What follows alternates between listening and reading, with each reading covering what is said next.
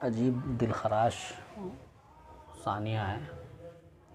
تقریباً پے در پہ علماء بالخصوص اولیاء کرام دنیا سے رخصت ہو رہے ہیں، اور قیامت کی نشانیوں میں سے بھی ایک نشانی ہے اللہ تعالیٰ علم کو جو اٹھائیں گے، وہ علم سے مراد اہل علم کو اٹھا لینا، اور سارے جہلا اور سفہا دنیا میں باقی رہ جائیں گے.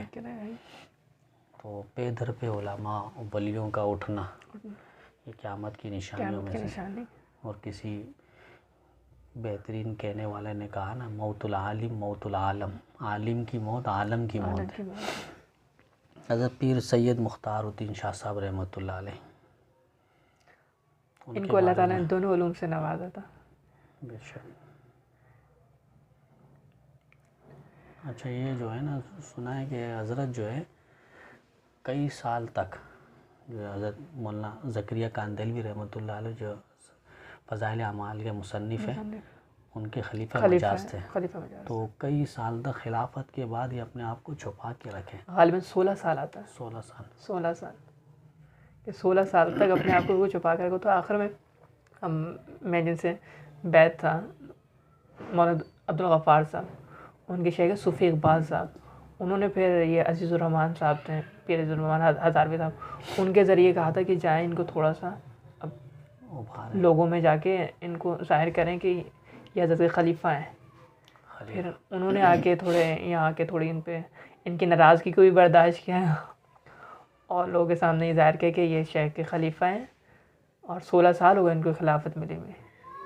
نہیں، اصل میں اکابر اولیاء جو اس وقت تھے نا، ان کے ساتھ والے، وہ اس بات کو بھی سمجھتے تھے کہ یہ بندہ کام کا بندہ ہے، اور اپنے آپ کو انہوں نے ایک عرصہ تک چھپائے رکھا، اور چھپا کے بھی رکھا. اور سنت کی اتنے کوئی وہ ہے نا کہ پابند سنت کی ہر سنت پر عمل کرنا، پابندی کرنا. اس وقت کے کئی بڑے بڑے اکابر کے بھی یہ شیخ ہیں. تقی عثمانی صاحب دیگر حضرات جاتے تھے حضرت کے بعد. مولانا منظور مہنگا صاحب ہو گئے ہیں دیگر. اب مولانا قائد جمعیت مولانا فضل الرحمان صاحب باقاعدہ ان کے ہاتھ کو چوم رہے تھے. اور مفتی عدنان کاکا خیل صاحب، وہ تو خاص ان کے مرید ہیں، خاص مرید ہیں. مولانا علامہ تاج محمد حنفی صاحب بھی ان کے مرید ہیں. نہ جانے کتنے لوگ ہیں، بیرون ملک سے بھی ہیں. یہ تو مختصر ہم جو جانتے ہیں، جن کو ہم جانتے بس یہ دو. ورنہ تو کتنے، ایک میں بیان دیکھ رہا تھا، وہ تقریباً ہزاروں کا مجمع تھا. نہیں، ان کا بہت بڑا، بہت ماشاءاللہ جب اجتماع ہوتا تھا اکثر لوگ جاتے تھے، اکثر نہیں بہت زیادہ تعداد پہ لوگ جاتے تھے.